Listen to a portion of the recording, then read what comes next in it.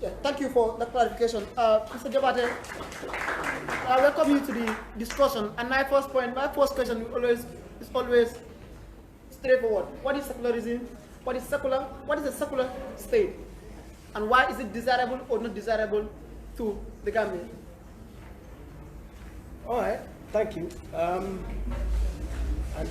let me say greetings to all of you. I'm enjoying the exchange as I come in and sitting here. And taking part of what he was saying and what I see flying around our country on this issue, I think there's a huge misconception. Secular, of course, the literal meaning would be of worldly affairs as opposed to spiritual. So when you say something is secular, that is worldly on earth. Something spiritual is, of the, of the spirits, of something, mystical and those kinds of things. Now, there's no religion in the world that celebrates secularism in terms of, and certainly not Islam and Christianity. All of you know,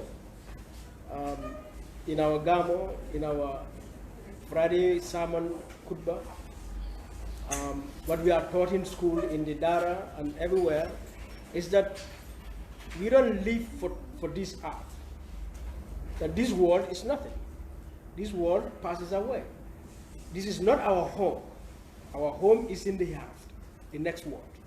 Is that not what they teach us? That let us not be obsessed with materialism. Let's not be obsessed with vanity. Let's be decent. Let's be, humanistic. Because we don't live for here. We live for the next world. That's what Islam teaches us. To be humble. Yes, that we are not mountains. No matter how big you are, I can be as big as the mountain. Don't be arrogant. That's what Islam and Christianity, that's what they teach. And that's not secularism there, because they are not teaching you love the world, love life, love music, love food, love laughter. They don't teach us that. They teach us no. Even if you laugh in moderation. Even when you eat in moderation. Is that not what they teach us? That is the fundamental teaching of Islam and Christianity. That's what they teach us, not secularism. No. Now, secularism, therefore, from that spiritual point of view, is a completely different matter when it comes to secularity from a political governance point of view. You see, before we got to this point, all of the world was engaged in what is called feudalism. I'm the king, and the emperor, we conquer that community, and conquer that community, create an empire. Sunjata Keita was the head of the Mali Empire. All right, we had kingdoms. As it were in Africa, it was the same in Asia, in Europe, in the Americas, the Native Americans. They had big empires, Inca Empire, the Roman Empire, for example. All right, the Chinese Empire, call it what, the Qin or the Xin Empire. So we had empires, and leadership is by heritage. You die, your son takes over, and it goes on and on like that. Now, religion is a part of culture, of the people's culture. It's and a very important part, because religion helps to cleanse culture. Because every people have a way of life. But religion is that part of culture that cleanses your culture, that civilizes you as a human being. Like he said, there's a bigger power. So that even without the police, what makes me have self-control? That I wouldn't meet with a woman at the street corner at night and rape her. That I can see your shop open and I won't go and take your things and move with it. And I won't go and stab you because I want your property. Something controls me, and that's my belief, that I don't live for today, I live for tomorrow. If I do this, one day I'll pay for it in the day of judgment. So religion has important values, So in European history, it happened that at one point the church was very powerful, the Catholic Church, all right, and they had rulers, all right. So there was a very powerful spiritual leadership, but there was a very powerful political and worldly leadership. You know, the kings, the emperors in Europe. But what was happening, the Roman Catholic Church, because for some reason it happens, it's not just in the Gambia, it happens the ruling class, the political class, would always collaborate with the spiritual class, because it makes ruling power easy to control. Because the rest of the masses, they believe in spiritualism, they believe in God, they believe in religion, they believe in their religious leaders, their imams, their bishops. And so if you control those bishops, and the bishops are in line with the ruling class, the king, what happens is the bishop makes the rest of the people also fall in line. So it makes sense, all right? And so the kings, the bishops at that time in the Roman Empire, they collaborated, or they were in, cooperation with the political class to a point that the Pope was conferring the title of Defender of the Faith on various European kings, what in Islam we call Nasuruddin. Peter I, some of you who read history, Peter I, King Henry VIII of UK, Peter I of Russia, Henry the Navigator of Portugal, all right? I mean, Napoleon Bonaparte of France, all right? And these were very brutal kings, particularly King Henry VIII of England, who eventually had a difference with the Pope and the Catholic Church, that he took England out of the orbit of the Catholic Church and created his own church called the Anglican Church. So Europe was going through severe oppression and exploitation. People may think dictatorship or oppression, exploitation is is an African thing, but I tell you, Europe has produced some of the most brutal, oppressive kings the world has ever seen, and one of them is King Henry VIII of England. So in these 1600s, as enlightenment was emerging across Europe, in fact, in that European context, they call that period the Age of Enlightenment. Or you must have heard of the word Renaissance. That's a French, from a French, like rebirth, rebirth, coming back again, coming to life, So that period, in European history, they call it the Age of Enlightenment, because that was the time they were beginning to have ideas of human rights, of human dignity, of justice, and all of these things that today we are talking about. So revolutions began to emerge, in England, in France, in Germany, in Russia, various places in Europe. And as they emerged, they began to, change the political landscape in Europe. So the king, for example, of England, his powers were so reduced that today you look at the Queen of England, she has no power, just a ceremonial head. So they transformed their kingdoms into what became known as constitutional monarchs. There are still kings in Spain, in Portugal, in Belgium, in Netherlands, in Sweden, in Norway, in England, all right, so on. But they reduced their powers to just a ceremonial head.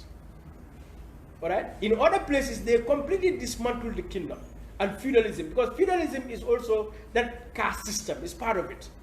Some are, Jalol, Julol, John, Forol, Ude, Tega, Jam, all of those things. We compartmentalize society, and leadership is by inheritance, hereditary, and all of those things. So a transformation was taking place. So France or Italy, they completely dismantled the kingdom. They said they want a republic in which there's no authority over the people, the sovereignty of the country resides in the people. That is what is a republic. Now, as that was going on, suddenly, knowing that the background was a very close connection between the state and the religion, to the point that in Europe at that time, I'm sure some of you must have read about Galileo Galilei. Now, Galileo Galilei was a scientist, and he made the point that the world is round. And they said he is smart. The Pope said he is smart. And he was sentenced, banished. Before him, in the 13th century, there was a scientist called Copernicus, who was the first to create the idea that the world is flat. But because that time the church was the one that controls the narrative, it was considered as Antichrist. How can you say the world is flat when God said in the Bible that the world is round? You know? Up to the 16th century, those who read philosophy or history would have heard of the René Descartes, a French, philosopher, all right, who was a mathematician. So he came with theories. I am, therefore, I think, therefore I am. What is the definition of me? I think, therefore I am. So if you think, how do you define that I exist? He said, if you think, then you exist. But his works, he never published them until he died. Because at that time in Europe, to engage in mathematics was considered as Antichrist. You are against religion. I'm just going to give you some background so you understand, what all these things meant. Huh? So that when we got to a certain point, and the serious political changes were being made in Europe, what happened was a new state was being created. An executive, a parliament, a judiciary, which were all in one person called the king at that time. So they separated all of that, but it required that also, when that institution is created called the state, let it operate on laws that serve everyone and not laws that are based on religion. And that is what brought about the idea of secularity of the state. So that the state is secular. The state is not a human being. You and I are human beings. I cannot be secular. I'm sure he cannot be secular. She cannot be secular. None of you here will be secular because you believe in a religion. And in none of your actions drives it. So you can be secular. Yes. But we have an institution called the state. And let's take an example. Let's say this is American Corner, for example. Let's imagine this is a state institution. This institution, the American Corner, has to be secular.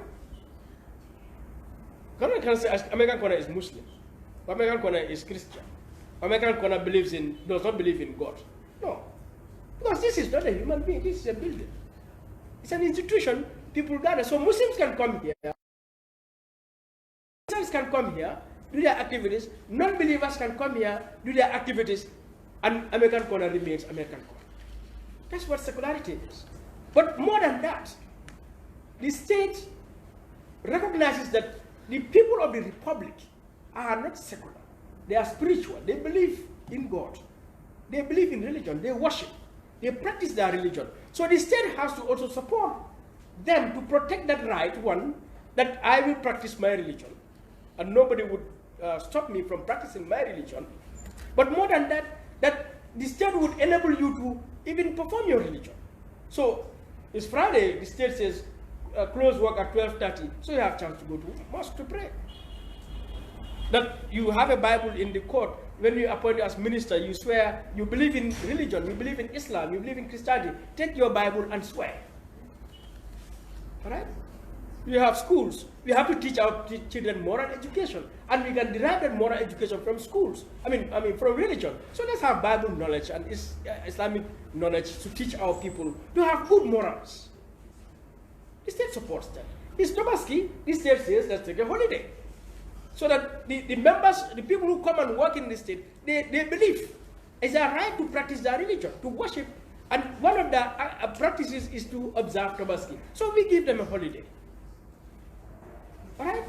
So what the state is doing is protecting your right to religion, but also providing you services. Because if the state says, go home, close early so you can go and pray Friday, go home, work today so that you can observe Christmas or Easter or Tobaski, that's a service the state is giving you on the basis of your religion.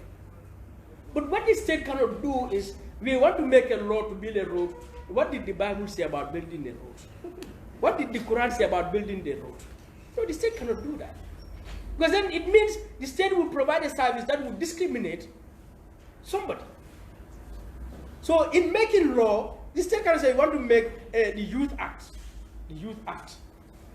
But that Youth Act has to be based on the Holy Quran. No. Or on the Holy Bible. No. It will make a law that whether you are Christian or Muslim, that Youth Act will serve your needs. If you are Muslim, in that Youth Act, you will find it is very good for you to be even a better Muslim, or a better Christian, or a better citizen, above all. So they create a law for that. When they get an institution that there is going to be a National Youth Council, they don't look at it, okay, let's see how the Bible or the Quran says we should build an institution. No. They build an institution bearing in mind in this republic, the citizens are Muslims and Christians and non-believers, and so this institution should serve all of them. So that is what a secularity of the state means. So I am particularly shocked, honestly, in these past few weeks, and I see guys talking about secularity of the state means people will not pray on Friday, people will not, and they'll brought down mosques. I mean, there are multiple Muslim nations that are secular in their constitution. And you know, even when you go there, the manifestation of Islam is stronger than in the Gambia. One place is Turkey. You know, the manifestation of Islam in Turkey or in Tunisia is stronger than in the Gambia. But they claim that their state is secular. You know, so I think, I still try to understand how did this fear come, because 1970 Constitution expresses a secular state.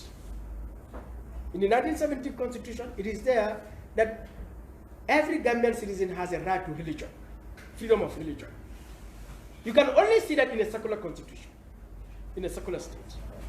You go, the Constitution of Saudi Arabia, you Google it now, they'll tell you the Constitution of Saudi Arabia is the Holy Quran and the Hadith. And then they have basic law. You read that basic law, it's all about their monarchy and Islam. You will not see in that constitution you have a right, freedom of religion. No, because it is not a secular state. They don't have a secular state. They have a theocratic state, a state based on religion. That Sharia is their basic law. Yes. Yeah. Mr. Jabata, to cut in down, ask a question, that they have a theoretical state where the theocratic rather, based on religion. Based on religion. And now you are a Democrat. You believe in democracy. Someone made this argument that how if now the majority of the population want to establish a religious state? Yeah, so that is the wrong notion people perpetuate about democracy. You know, it's the voice of the majority. No. The democracy, the values of democracy are inclusion, equality, justice, participation, representation. All right? It is not a matter of the majority is right and the minority is wrong. That's not democracy. No. So let's understand the very concept, the very idea of democracy, because, and we don't have to go anywhere to know that in our own country here, this is the Republic of the Gambia. In the 1997 Constitution, Section 1, subsection 1, says that the sovereignty of the Gambia resides in the people of the Gambia. So as far as our constitution is concerned, there's no minority. There's no majority. All Gambians are equal. It says the sovereignty of the Gambia resides in the people of the Gambia, that the state derives its legitimacy and authority from the people and perform their functions on behalf of and for the welfare of the people. So who is the majority or the minority? Mr. Dewade, these people that you are referring to hold different ideas. That's why there's election, and in the elections you have different people voting in different ways. Now, when it comes to deciding whether or not we are going to adopt this constitution, it must go to a referendum. Yes. Now, I'm putting it to you: if the majority of the Gambians say they want to establish a religious state, why should that principle of majority rule in a democracy not apply? No, I'm not saying it won't apply. If you go to a referendum, it's yes or no. So if the majority vote yes, the question stands, the constitution stands. If the majority voted no, then that constitution doesn't stand. You'll have to go another referendum, and another referendum until we get the yes vote. So, but before we get there, we need to get this clarity, so that, you know, these kind of notions don't confuse us, that democracy is about the majority. No, let us not get to that point. Let us deal with our republic right now. In this Gambia, we have Muslims and Christians, and by numbers, Muslims constitute a larger percentage than Christians and other religions and so on. But even those majority Muslims must recognize that your majority Muslim status doesn't give you any superiority, of anything over the rest of the Gambian population, even if there is one man who believes in Christianity or doesn't believe in God. Your majority, because you are majority, you don't have any more right than that person to the destiny of the Gambia. Because you are all equal citizens. So that needs to be made so that our people understand that we are a republic. And in this republic, we need to create a law in which all of us, the constitution is like a path, a big street. Mm-hmm. Can we create a big street where we all can walk? Nobody will step on anyone's toes. Nobody will hit anybody. But everybody can run. Those who want to jump, they can jump. Those who want to swim, they can swim. But nobody would really harm another person on this big street. That is the point. And if we really care about the welfare, the destiny, the peace and stability, the development of this republic, where we all belong, where no one can say, I'm better than you, I'm more equal than you, I'm superior to you, or so. Let us create a constitution, all right, which is the basic law, that we all can live and practice our religions as much as we want.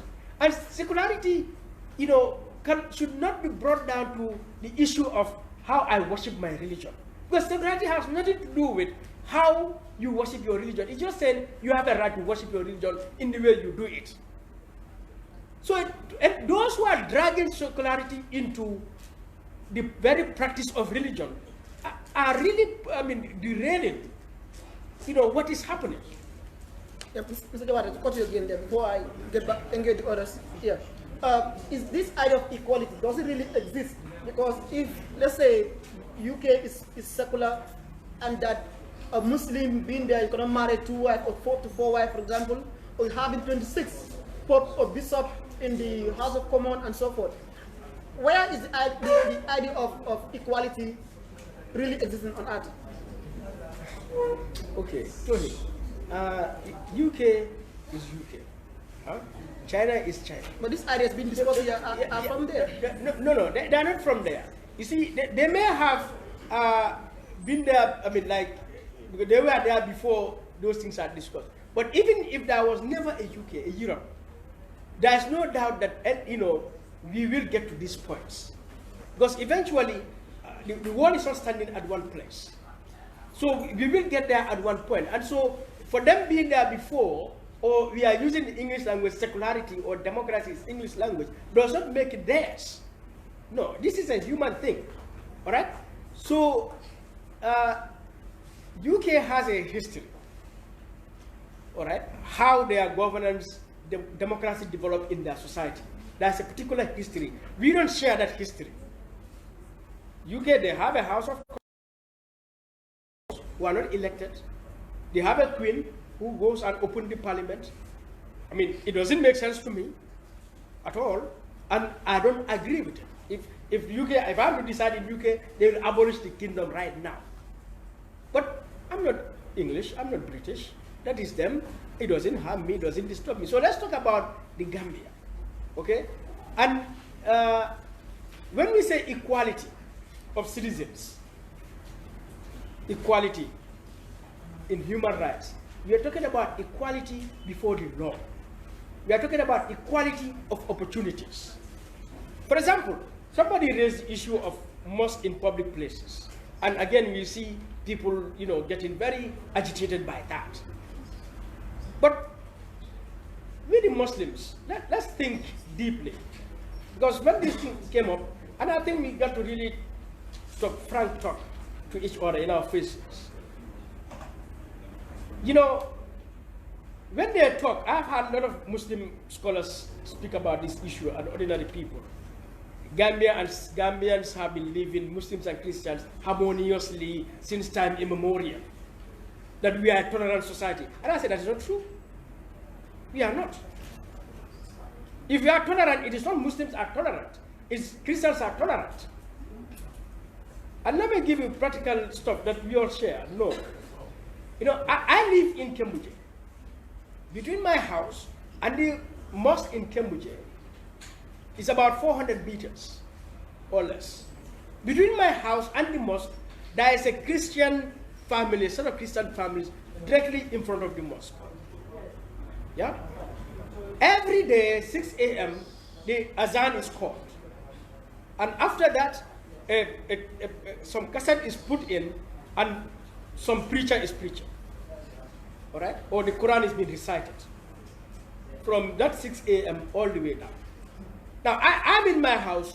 I hear noise, sound, but I cannot figure out what actually they say because, you know, it is a long distance. And I wondered myself, why do they do this? At this time, you know, people are sleeping. People pray their fajr, they are back to their sleep. What is the point of playing this music? But they do it. Now, I as a Muslim, if I go and raise that question, I'm sure somebody is going to insult me. Much more, if one of those Christian family members go and say, look, can you reduce the volume of your mosque? Or after the azan, can you not play this, you know, cassette again, this recitation? I am sure if that information got out to the middle of Kembuje, some youths are coming to attack that family. I have no doubt they will burn down that house. All right? Fine. Fine. All right? Okay. I mean, you know, they will be insulted. You understand? And this is the reality that we have lived with. All right? Jawara got a grant to build a mosque from Saudi Arabia. He had good wisdom to build a mosque over there in Banjo, opposite St. Augustine's. Jammeh came and brought a mosque right inside State House. And since then, put a mosque, you know, you see mosques springing up in every public office. There was a time you would even see Quranic scripts in front of an office door. I don't know whether you noticed that. You come in from Banjul down, on the poles, you will see billboards. Allah is great. You understand? Now, you and I, as Muslims, that is very normal. Yeah, that is very normal. And naturally, we are not going to oppose that. And it may not be a bad thing. It may not be a bad thing. Of course, we are Muslims. But how many Muslims also sit back and think,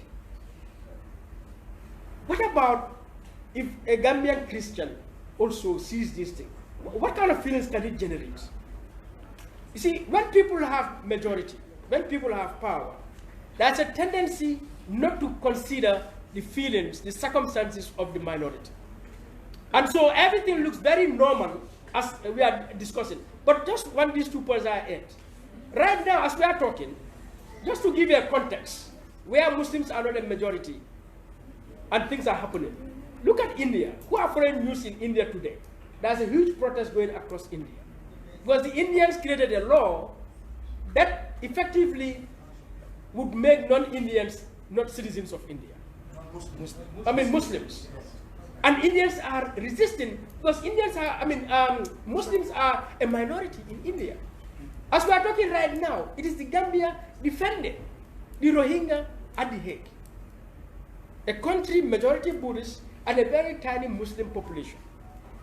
But if you go to Myanmar, the defense team leading the Myanmar team is a world's leading human rights activist until now, Aung San Suu Kyi. Aung San Suu Kyi said, what is happening is not any persecution against Muslims. It's just government fighting rebels, rebels, and so Muslims get killed in the crossfire. Now, what Aung San Suu Kyi is doing is sometimes like what we are doing here, because she belongs to a majority population, the majority Buddhists, and it is the tendency when you have that majority to assume that therefore the minority, you know, what they feel doesn't exist. Yes, Mr. Jawad, let me call you there, so, and Council, you come in. You have a public institution. How do you create efficiency if Muslims should leave their institution, main institution, to walk to a farther distance for them to pray than creating a mosque there in order for them to pray. Right. So that's why I said it may not be bad to build mosques in public offices, because, as I said, the republic, the people are Muslims and Christians mainly in this country. But should we also consider, then why don't we put also a church there, a chapel there? Why don't we create a prayer place where, I mean, you know, it is not a mosque, it's a prayer space. Because who prays Fajr in his office? Who prays Fajr in his office? The only time we pray at the office is 2 o'clock. Who prays 5 o'clock in his office? Some. But very few. The official closing time here is before 5. Who prays, you know, I mean, does prayer in the mosque? Who prays 9 o'clock in the mosque? So if you put a mosque in the church, really, how much do you use that mosque? In the public office, okay? So that we need to, yeah, so that we need to think about this. You know, we need to consider these things very critically. That it may not be bad to put a mosque in a public office, but let us also understand we are a republic and we share with other people. How do we cater for those other people? And that is where equality and justice comes in terms of, you know, even Islam. Yes. Thank you, Mr. Jabare. He came late and he have successfully covered all the time that he missed. So I can go. No. To stay and listen. People listen to you. Yes. I mean, the time that we have missed, you have covered it, but now we can continue in parity. Thank you very much. You see, I'm so much delighted to realize or to be in touch, you know, with my uncle Jobate. The points he's raised, I think it demonstrated his lack of understanding of the basic fundamentals of Islam. Because first, he raised a point like Islam, there would have been no system if Islam was the leading religion or the religion of the state that would have catered for the road constructions or, let's say, the rights of the minority, the Christians, and so on and so forth. And the people wouldn't have been at liberty to practice the religion that they had preferred. But if you read the glorious Quran, Allah subhanahu wa ta'ala had clarified to us in verse 151 of chapter 2 that like ikraha fi din. Now that context was revealed in a moment when Muslims, the Prophet sallallahu alaihi wasallam, when he was leading and governing the Muslim affairs, alongside the Muslims had already dominated more than 1/3 of the world at the time, and the Muslims, including Europe, they had been governing. Under their governance were atheists, under their governance were Christians, under their governance were Coptic Jews, and so on. These people were being provided in under Islamic legislation or Islamic system. There is a section, a special provision for people who are non-Muslims. So the state is obliged. In the prophetic terms, the Prophet ﷺ stated that any person who lives under an Islamic state, by the recognition of the leadership of the state, and any other person who is a Muslim harms this person, that Muslim had committed treason against the state of Islam for harming this person. In Islam, there's a provision for engineering, there's a provision for medication, there's a provision for social standards of life. Now, calling Quran music, I don't think, I think there may be like a slip of a tongue. But I don't think like any atheist on earth would want to compare or try to term or categorize Quran as a form of a music on its own. The Quran is a spiritual enlightenment. The Quran is a protection. The Quran is a protection. The Quran is a guidance.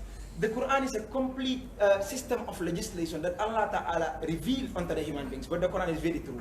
He's just proven the Quran right. If you read the Quran, Allah Ta'ala says in Surah Isra, وَنُنَزِّلُ مِنَ الْقُرْآنِ مَا هُوَ شِفَاءٌ وَرَحْمَةٌ لِلْمُؤْمِنِينَ وَلَا يَزِدُّ الظَّالِمِينَ إِلَّا خَسَارًا. The Quran, Allah revealed in its mercy. He revealed in its cure. He revealed in its solution for the whole of the problems of humanity. The Quran contains the answers to the questions that have been raised, and that are raised, and that will be raised until the day of resurrection. The Quran contains all the hierarchies that any human being can come about under governance. There is a provision for every sector of development under Quran. In fact, if you want to learn about the basic fundamental knowledge of engineering, you should read the Quran. If you want to know about science, medication, you should read the Quran. If you want to study about oceanology, read the Quran. If you want to study about geography, read the Quran. You want to be the perfect governor who does justice to his people, read the Quran. Now the Quran, or the Islamic system, being the dominant of the state, let me put to you in a summary of the Islamic system of of governance, so that my uncle understands that the Islamic system of governance, because at the beginning of his statement, what he presented is not different from an Islamic system of governance, allowing the people to practice the religion that they are liberty to practice. There is not a single provision in Quran or Sunnah that says to any Muslim, other people living in an Islamic state must be killed or they must by force revert to Islam. There is not such term in Islamic law. So Islamic system of governance is in the following way. When you come to secularism, preaching secularism and trying to reframe it and then defaming others or declining their comprehension of secularism will mean that you are coming up with a new face of secularism, because this is not how the philosophers who brought about that term presented it to us. So if you want to come and say, oh, secularism doesn't mean that, then you have a new version of secularism that you are just about to introduce. Now, when it comes to when it comes to Islamic system of government, in a parliament, but there is what is called a consultative council, al Majlis al-Shura. So if there was a consultative council, we would not be in the chaos we are in the Gambia today. The Islamic system of governance puts it to the following way. You see all the regions, the administrative regions of the Gambia. Each region will go back to their community. Each region will identify the experts in the fields of engineering, the experts in the field of medicine, the experts in the field of governance, the experts in the field of history, people who can fix societal problems, people who can bring the people in a unified format. Why isn't the government able to deal with it? The police are turning onto the religious authorities because the government doesn't have the solution to them. The government imports and is based on the importation of theories that have been a failure in the West for centuries back. The same failures will never be able to fix our problems. So the problem will keep escalating until we get back to that light, that illumination upon it, read it with an open, independent mind, then we'll be able to track the solutions that we have been cornered and shouting about over. The Islamic system, there will be Majlis al-Shura. In this Majlis al-Shura, you have a component that represents every region of the country, irrespective of whether that region is a dominant Christian region, or is a Muslim, or a Judaism, or a Buddhist, or a Zoroastrian, or a Sikhist religion, or a Sikh region. Now, these representatives come together in what we call in a modern legislation, parliament, or Congress, or House of Representatives, as you put it.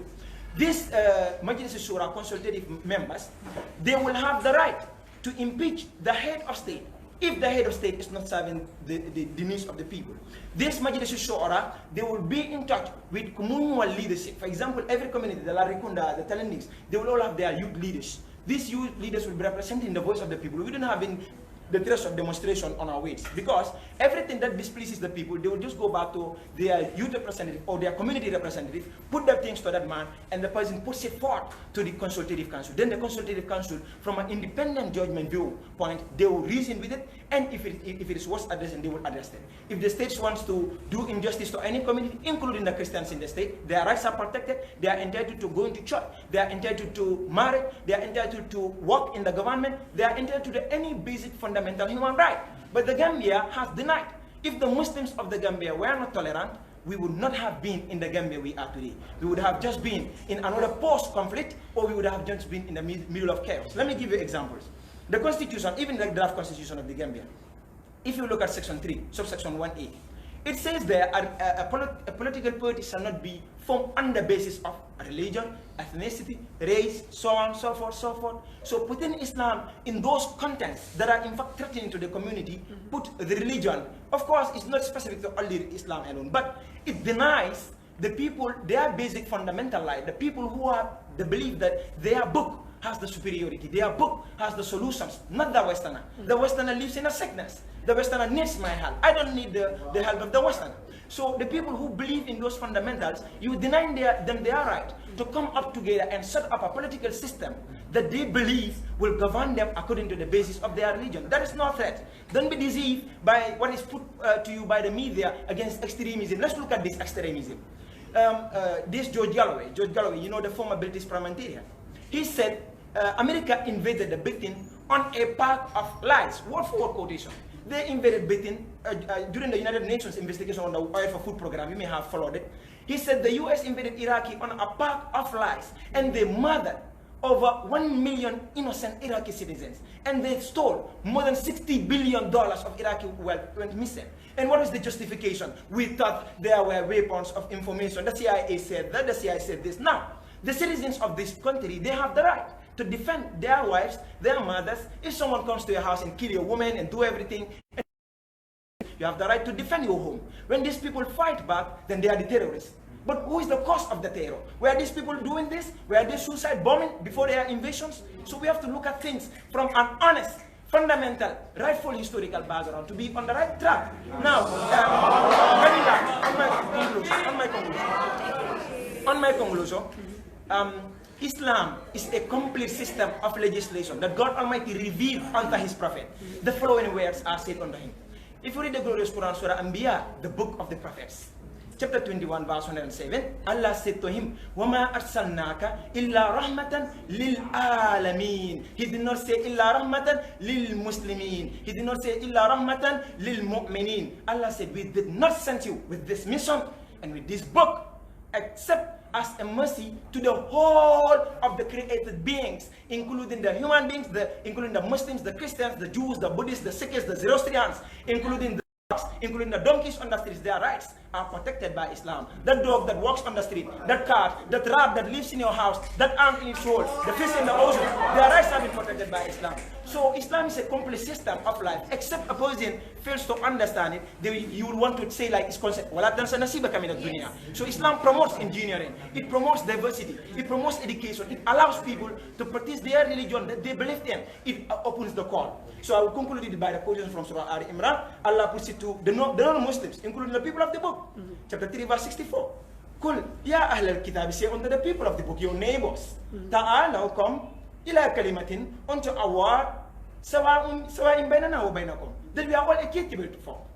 Allah na'budu illallah. Let us not worship any except Allah. Wala nusrika bihi shay'a, and we do not associate partners with him. Wala yattakhidha ba'duna ba'dan arbaban min dunillah fa in tawallaw faqulu ashhadu bi anna muslimun. The same similar provisions are provided in numerous verses of the glorious Quran. So when you come to section 135 of the Constitution, which also blocks the ways of the fundamental, the foundations of the Gambia on their way to the parliament. We know very well there are a lot of resourceful scholars in this country with a lot of potential that can uplift this country from the grounds to the skies. But they have been denied and they have been blocked by the parliament. The provision says there, based on the criteria for the nomination of a parliamentarian, English language.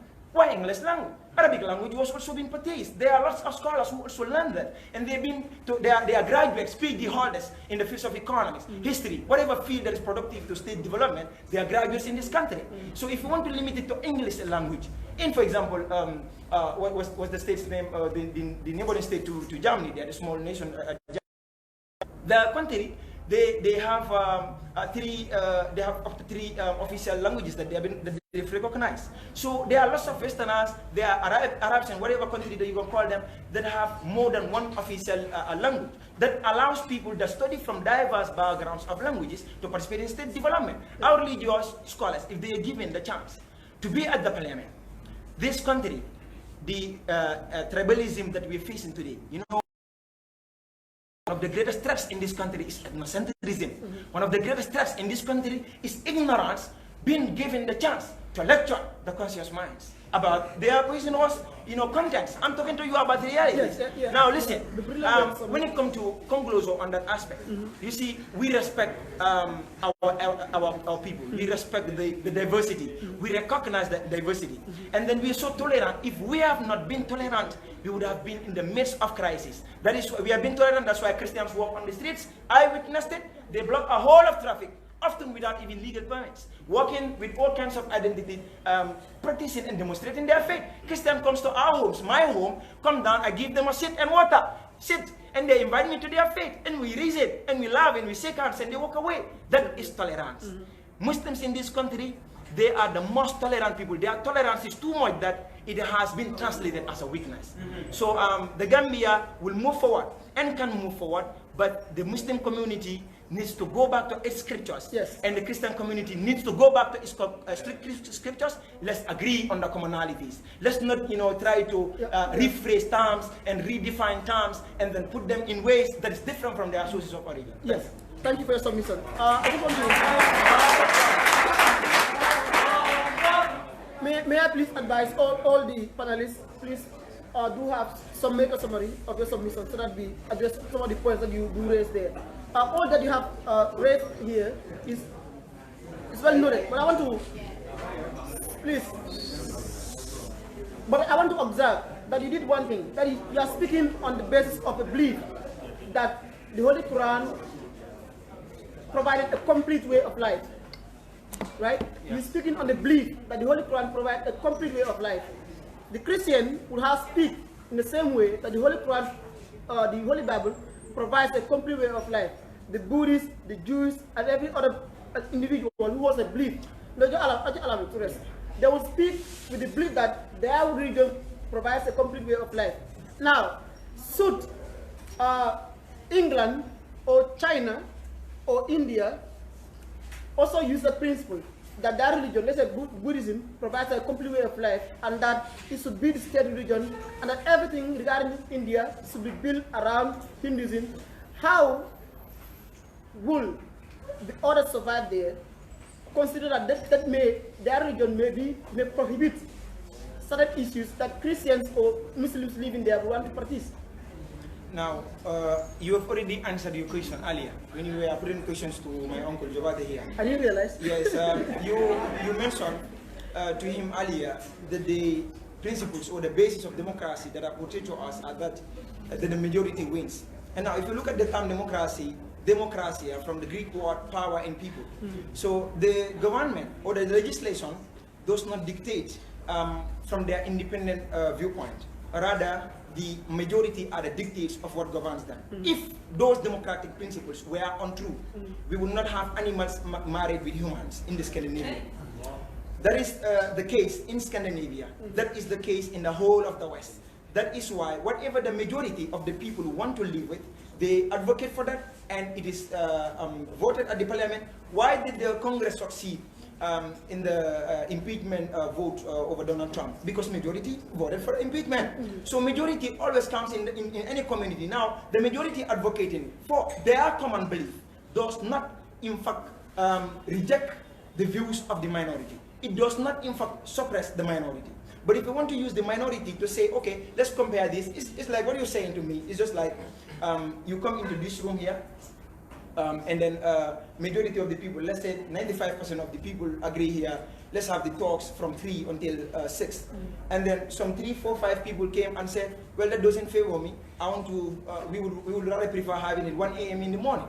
Now, you're saying, like, if you go by the majority, the view of this majority here, we are doing injustice to the minority. That is what, what I mean. So if I'm talking about the Quranic viewpoint, whatever the Islamic principle represents, in fact, agrees with the true fundamental statements of the Bible. There's not a single statement of the Quran or a single virtue of the Quran that suppresses any faith. Quran is very straightforward, and Islam is very straightforward. So what I was advocating is the Islamic system of governance. We are very straightforward. I agree. Theocracy instead of democracy. That's exactly what I was advocating. And I was lecturing on what are the basis, the foundation, the formation of that legislation, the system of legislation. I agree 100%. I understand that. My question is, would that not affect the being of Christians and Muslims in India? Should the Indians use their religion as, should the Indians build their system based on their religion?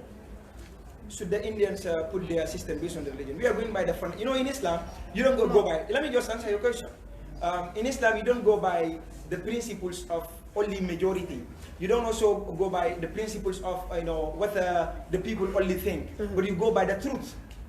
If Muslims were a minority, even in the Gambia, it would have still been right for the majority of the Gambia to open their minds to the logical reason, the Islamic viewpoint of governance. And whosoever is an honest human being and understands the Islamic system of governance in comparison to whatever any other system of governance, they would certainly know that the Islamic system of governance provides a better protection to the people. The Islamic system of governance provides a better system of education. The Islamic system of governance provides a better system for morals. The Islamic system of governance, of course, permits and allows diversity and even promotes it. That is why Muslims have been governing Europe. There was a Muslim governor in Spain for 800 years. The Christians were living there. The Jews were there. Yes. Yes. That's noted. What the Indians are doing, no Muslim would ever be allowed to do from at least an Islamic perspective, to deny the people their citizenry right just because of their faith. Islam never does. That is condemned. And the reason why it's condemned is because India is taken to be a secular state, and that is everyone has a right to practice whatever belief that they want, and that based on their belief does not be held accountable based on the ideas that they hold on to. But in a let me say, in an extreme theoretical state, or theocratical state rather, like Saudi Arabia, you know there is not even the least consideration of what we regard here as minority views, because they are not counted at all. That's why I'm putting the proposition to you that if the same strict observation of the Hindus, laws, and so forth was to be used to govern India, would that not affect the Christians? Those will be direct tools to promote the Islamic agenda. If in India, any religion you go back, I got your question. My point is, it's not about whether it's going to promote or so forth. I got your point. I'm saying whether it will not affect them in that practice of their religion. It will not. I'm coming. If India introduces a legislation that is based on the Bhagavad Gitas, you understand? The Khalki Puranas, they are religious books.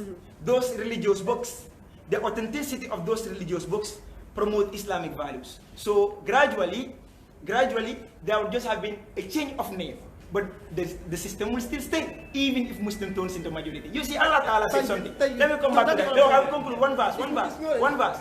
Chapter 61, verse 9. Allah Ta'ala said, Huwa, He Allah, the creator and sustainer of the universe, who will soon seize our souls from our bodies and hold us accountable for whatever theory that we represent and whatever belief that we stand, whether we are rebels against His system, the Supreme Lord, the creator and sustainer of all things, or if we are, advocates and soldiers that are defending the true principles that defend the progress and the safety of humanity. Chapter 61, verse 9.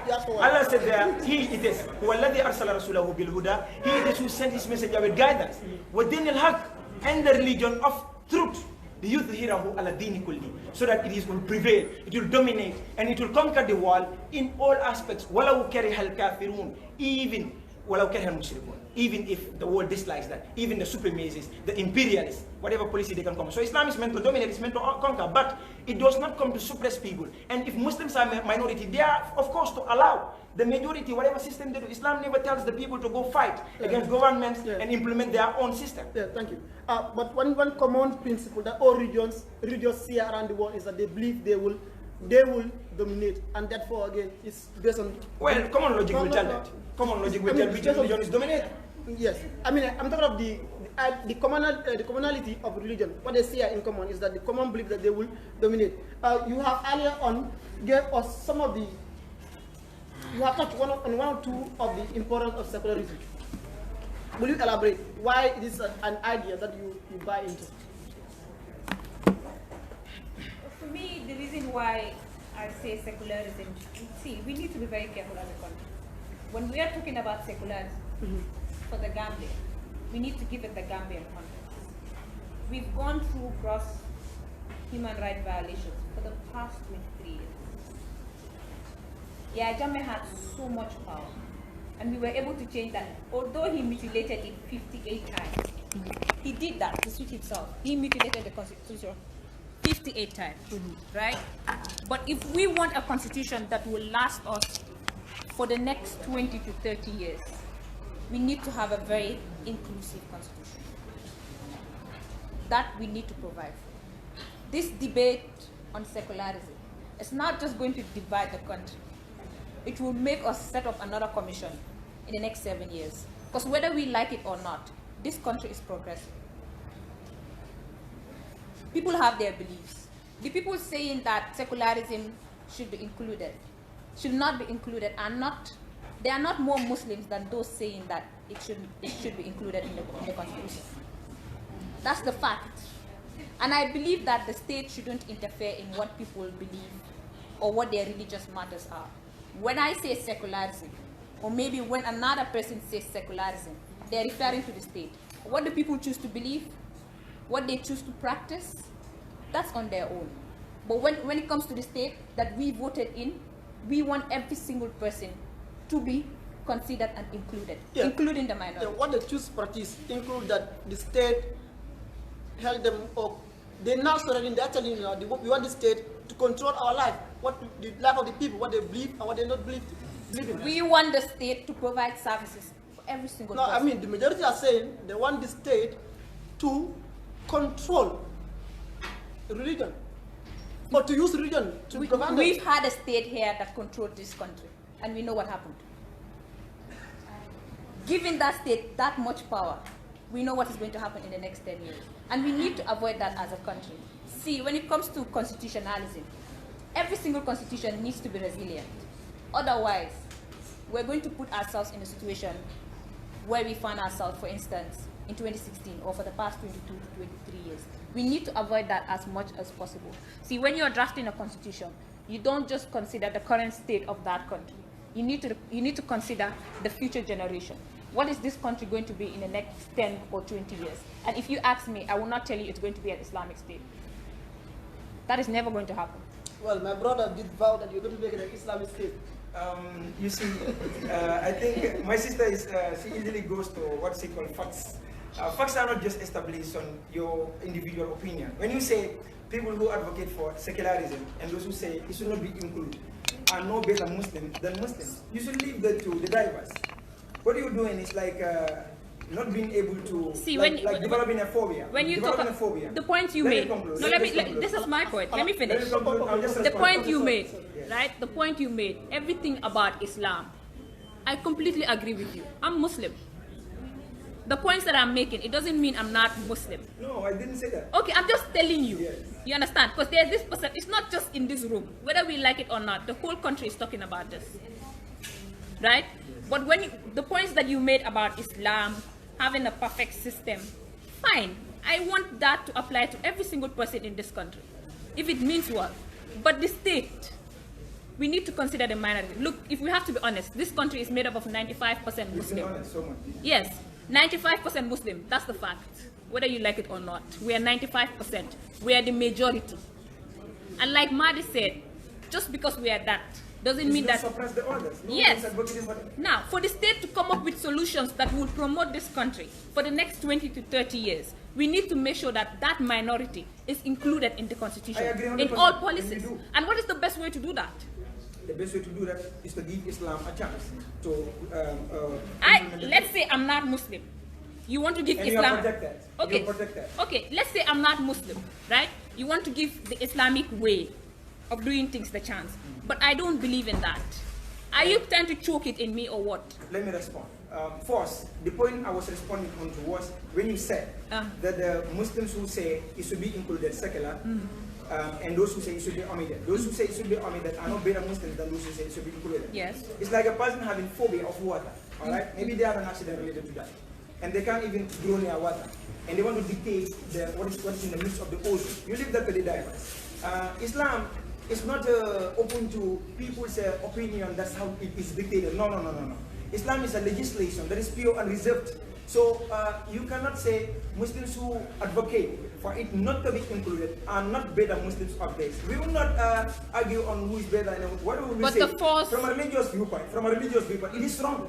It is wrong to advocate for anything that is against Islam. And secularity or secularism or secular is against Islam. Okay, now, now can you outline why the merits, why the Gambia? I will want to take anything. Yes, we definitely respect that. Can you please respond to this? Why do you think Gambia needs a secular constitution? Because I'm of the firm belief that being majority doesn't give me more right than the minority. I want every single person, including the 0.5% of this country, to be included in all policies and decisions of the state. That is why I want this country to be a secular state. But I have only one problem. When it comes to deciding what should be and what should not be, it is based on the principle of the majority. And now, I'm putting it to you that the majority want a religious state. How will you survive this? Can I put something to you? What if the majority wants something that is undemocratic that is in the constitution? Like? For instance, right? Something like every single person, every single man has the right to rape a woman. Let's say an instance where the majority agrees to that. No, I know, but it's just an example. No, what he's saying, what he's saying is that what the majority wants is what should stand. Now my question is, what if what the majority wants is wrong? That is how your democratic principles puts it. But that is not any. That's how the that is not a democratic principle. That is not. Maybe according to your research, but that is not a democratic principle. Now, for you, you want me to believe that the majority have the right to decide but they does not decide on all matters, or there are matters that the majority cannot decide on. Is that your case? My point is this. There is this notion that maybe you should have warned me that I'll be in the midst of the majority. Yeah, you should have warned me. But my point is this, right? There's this notion that majority rules, that the majority governs, right? But there's something called constitutional resilience, right? And for that to exist, which is what we need as a country, right? Let me give you an instance. In my house, I might have everything I need. You understand? I have 7 kids, but there's a kid down there who lives alone. Will I say because I have more people to feed, I don't have a reason to feed that one child? And for that community to survive, they should rule according to the way I'm ruling my house, just because I'm majority? But no one advocates for that. It's the same thing you're saying. It's the same thing you're saying. You said the best way to rule this country or any other country by excluding the word secularism is by following the Islamic way. And in the context of this Gambia, it's mainly because Islam is the majority. That does not in any way suppress any minority groups. That is what you think because you are in the majority position. No. Give me one example, one principle of Islam that suppresses the minority. One, just one. It is not about Islam. This is about the narrative you are making. It's about the narrative you are making. Come on, it's not about me. Yes. It's the narrative you're making. You're sounding the way you sound because, allow me please. I do. Allow me. But you just, you're sounding the way you sound. I'm not beating about here. Please, let's be respectful. No. We need to be respectful in the open. Yeah, allow me to finish. You are being conquered by your emotions. I'm not being conquered by emotions. Tony, I don't think you allow me to finish. Don't bring, no, listen. Don't bring ants and elephants in the same form. And now you're being disrespectful. Just listen. No, listen. It's getting out of control. Just listen. Let me suggest to you one word. You know very well. You've been listening to her. I put my points in a very respectful manner. My third class students will give it, but just put things easy. You understand? The words he is being put in, they are a bit bad. Yeah, but I'm putting to him like she needs to control her emotions and watch her words. You know, we're not here to disrespect one another. I do not disrespect anyone in my words. I speak hard facts and I quote reference to defend my argument. So she has the right to do so. But whatever fact I put should not, in fact, make her go out of emotions and respond in some way. We're not doing emotions here. No, control your emotions. We're not doing emotions. The problem is. Please. Allow me to finish. Yeah, please, allow me. Let me bring up 5 minutes. My time is fine. I'll say this. I think as a moderator, I give you the chance to speak. For a long time, I give her a chance to speak. In her submission, she also give you the chance to answer some questions. And where she doesn't want you to answer, please allow her to. It's as simple as that. No problem. Let's watch our words. Let's watch our words. Just our words. You just called me an ant in the midst of elephants. That's my problem. Your words let them okay. Let's watch our words. Okay, clearly. Now, what is your position? Okay. Yes.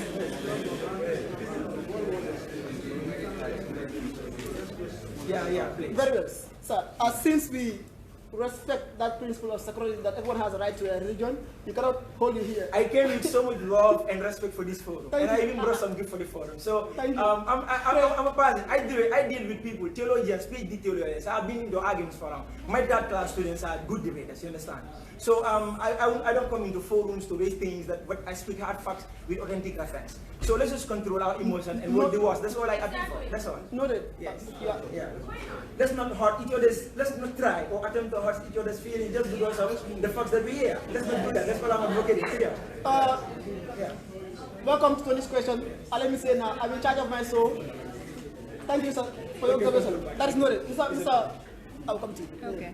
Mr. Jabari, you have noted that the argument for and against secularism right now is divided along religious lines. So that have been the trend. Or what do you know to have been the cause? It is that people lack understanding of the current secular, and that some people are exploiting it to trade their own narratives, or that what people are saying, or the proposition of Mr. Sane, that secularism is against religion, and that the reverse should have been the case, and that religion should be used to rule the people. Well, I'm getting a bit lost about the purpose of this forum, so I'm thinking, what's the thing? But the point is secularity or somebody tells me otherwise.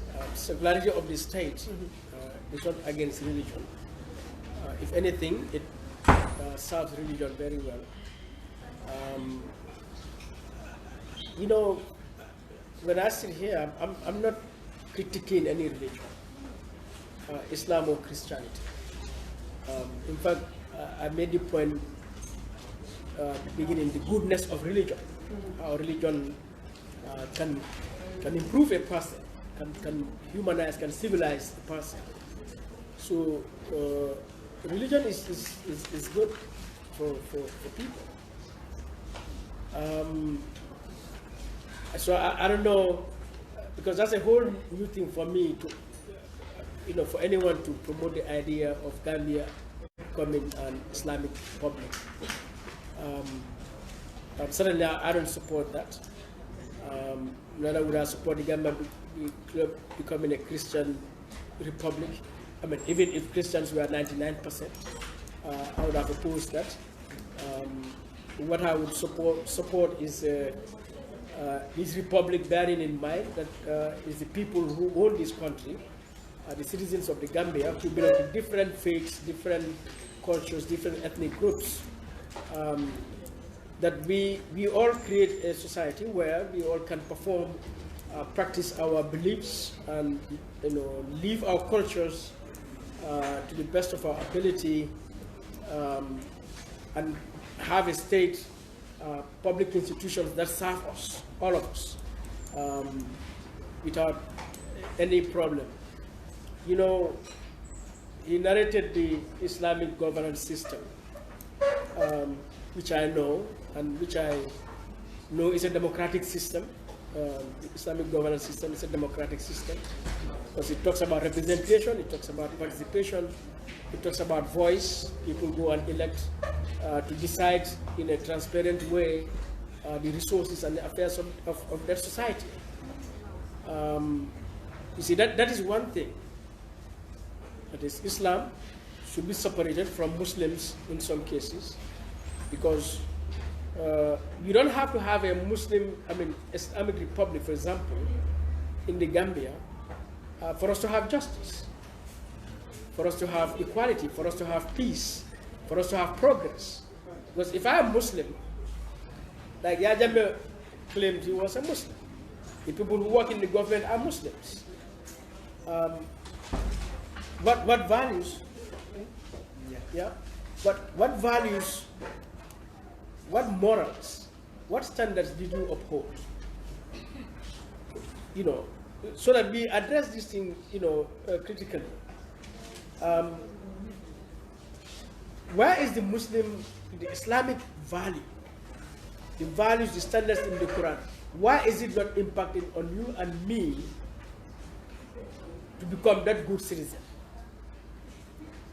All right. Muslim-dominated societies in the world are the richest places in the world. All right, in terms of natural resources, in terms of wealth. But Muslim-dominated societies are also the poorest places on earth. They are the most corrupt societies. They are the most oppressive societies. Now this is very obvious for us to observe. Let us look at currently where Muslims are majority in the world. Which countries? And look at the governance there. How many of those places are led by dictators or corrupt governments? And one can sit here and build that narrative, the West. All right? That will only make us feel good, but it is not making us address the fundamental issue. And we will continue to suffer. Sorry to have cut you. Now I want to take 5-10 minutes break to allow our brother here to pray and then join us back. And then when you come to the next session, we have